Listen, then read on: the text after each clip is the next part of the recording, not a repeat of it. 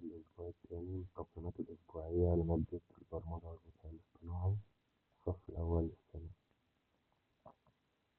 الاختبار الأول: ما المقصود ببروتوكول الاتصال؟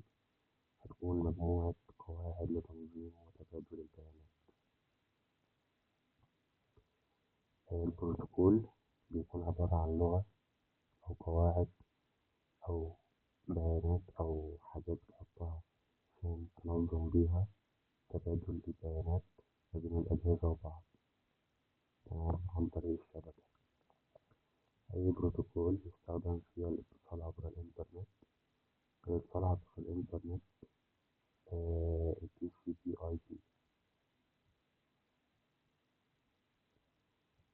ال TCP/IP هو البروتوكول الأساسي والقياسي لشبكة الإنترنت، تمام. قاعدة البيانات هي مجموعة بيانات منظمة، هي زي وعاء رقمي تخزن فيه البيانات بطريقة مرتبة يسهل استرجاعها واستخدامها. بروتوكول ال IP الهدف الأساسي من استخدام قواعد البيانات سهولة تخزين واسترجاع البيانات.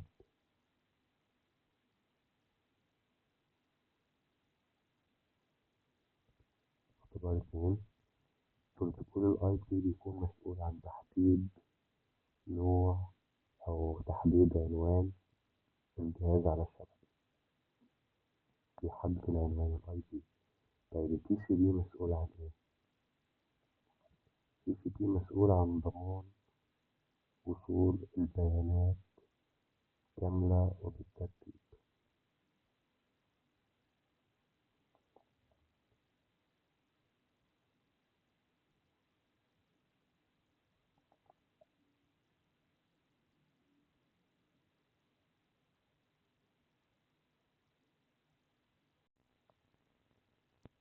أهمية بروتوكولات الاتصال ترجع إلى أنها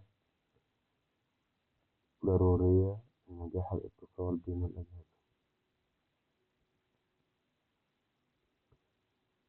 نظام إدارة قواعد البيانات DBMS هو برنامج لإدارة قواعد البيانات. أي من التالي يعد مثالا على نظام إدارة قواعد البيانات؟ مايكروسوفت أكسس.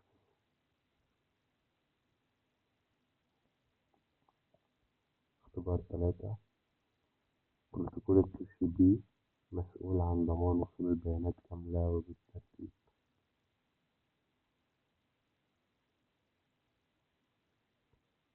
هي عبارة صحيحة عن بروتوكولات الاتصال، تنظيم عملية الاتصال بين الأجهزة.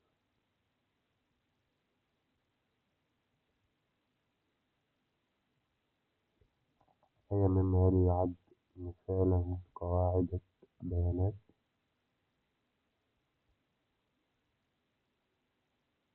جدول بيانات منظم.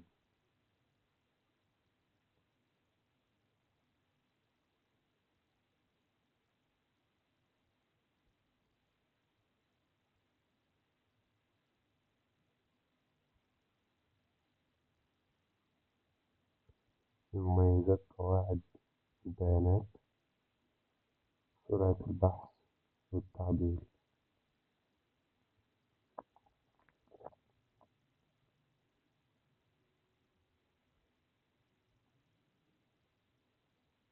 ودي كانت التقييمات الأسبوعية لمادة البرمجة والذكاء الاصطناعي التعليم العام الصف الأول الثانوي الأسبوع الثاني.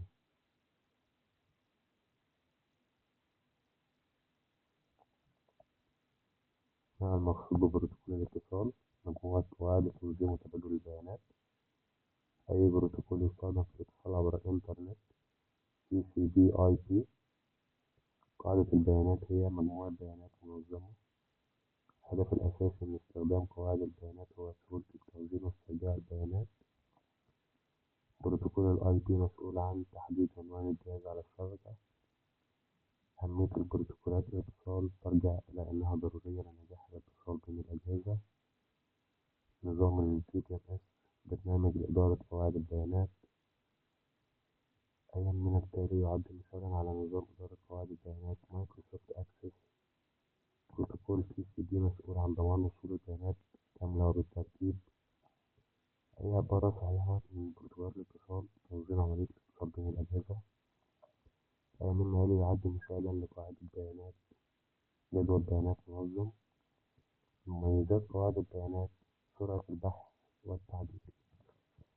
وده كان الفيديو الثاني للصف الأول الثانوي، ومكملين مع بعض في حل التقييمات